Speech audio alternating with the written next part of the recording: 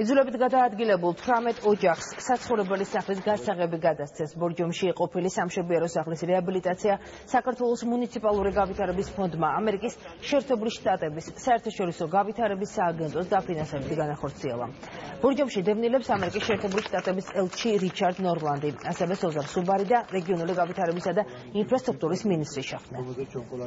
პირველ ადგილას და ამავდროულად ხარდაჭერით ინფრასტრუქტურისა და აღნიშნული სახლი wars in Georgia over the last ბედნიერი დღეს 18 ოჯახისთვის იმიტომ რომ მართლა იმას დიდი ბედნიერება არაფერი არ არის აი ამდენი წლის მძიმე პირობებში ცხოვრების შემდეგ მიიღებს საცხოვრებელს რომელიც შენი საკუთრება იქნება და სადაც შეგიძლია იცხოვრო შვიდად იცხოვრო ბედნიერად იცხოვრო თბილად მანამ სანამ დადგება ის სანატრელი დღე რომელიც აუცილებლად მოვა და რომელსაც ყველანი ველოდებით ეს არის დაბრუნება აფხაზეთში მოხარული ვარ რომ დღეს კიდევ 18 დევნილი ოჯახი მიიღებს საცხოვრებელ ბინას და ეს ხალხი 2015 წელს უკვე საკუთარ სახლებში შეხვდება.